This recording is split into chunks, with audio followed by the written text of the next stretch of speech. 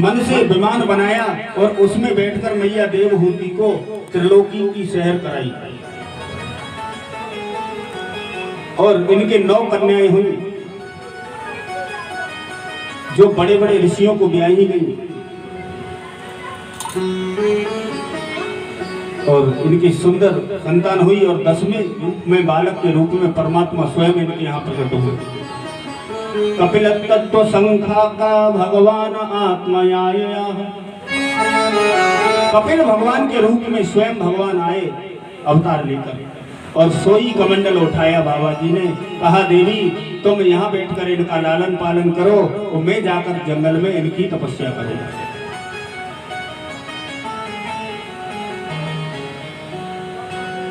जंगल में चले गए। मैया आज जानती हैं कि मेरे यहाँ परमात्मा आए हैं तो बड़े दुलार से प्यार से उनको लालन पालन करती हैं। जब बड़े हुए तो मैया पूछती हैं, आसन पर बिठाया, स्नान कराया, भोजन कराया, उसके बाद में पूछती हैं। भाव बदल गया ना, पति बता करके गए हैं जिनका भजन में करने जंगल में जा रहा हूँ वो तुम्हारे यहाँ साक्षात आए हैं। तो मैया ने कहा कि प्रभु ये बताइए ये जीव जो संसार में इतने कष्ट भोगता है इसको संसार में आकर ही कष्ट होता होगा, माता के गर्भ में तो इसको कोई परेशानी होगी नहीं। जब इतनी बात पूछी तो कपिल भगवान हंसने लगे और कहने लगे मैया मातृ गर्भ में कष्ट नहीं होता। अरे जितना कष्ट मातृ गर्भ में होता है न भूतो न भविष्यति, गर्भ समम दुखम न भूतो न भविष्यति।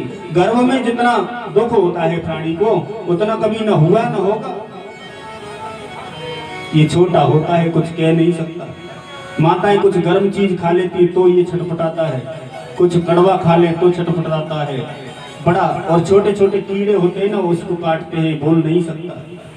भगवान से एक ही प्रार्थना करता है कि मुझे बाहर निकालो और मैं इतना भजन करूंगा कि मुझे पुनः इस गर्भ में वापस ना आना पड़े। लेकिन जब भगवान की कृपा से बाहर आ जाता है ना तो सबसे पहले भगवान को ही भूल जाता है। अंदर तो बहुत बातें करता है कि एक बार बाहर निकाल दो, इतना भजन करूंगा, इतना भजन करूंगा, भजन करते करते ढेर लगा दूंगा, फिर मुझे गर्भ में आने की जरूरत नहीं पड़ेगी।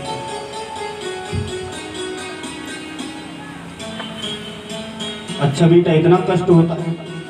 फिर भगवान ने 28 नरकों के बारे में बताया। जो अतिथि कोई घर पर आ जाए, जो माताएं उन्हें देखकर आंखें बनाती, मुंह बनाती, आंखें निकालती हैं, वो जाती है ना तो अंधकामेश्वर नरक में डाल दिया जाता है।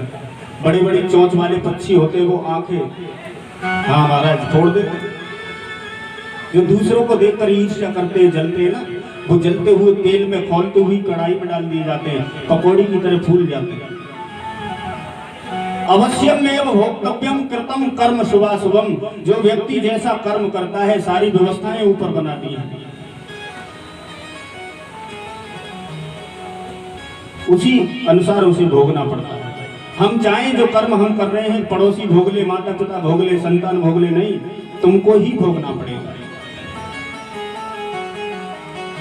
इसलिए बार बार सब लोग कहते हैं, सत्संग वाले बड़े बड़े महापुरुष कहते हैं कि जितना हो सके उतना अपने मन को गोविंद के चरणों में लगाते चलो। धन जो है उसे शुद्ध करने के लिए भगवान की कथा, भगवान का मंदिर आदि का निर्माण करते चलो। सुखदेव जी कहते हैं राजन परीक्षित,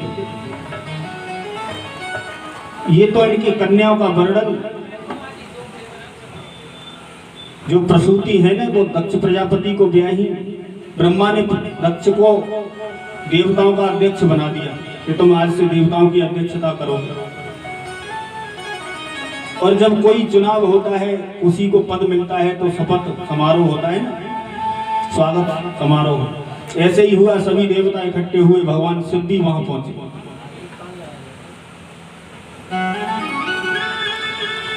भोलेनाथ तो 2 मिनट से ज्यादा कहीं बैठते हैं तो भगवान की समाधि लगती है।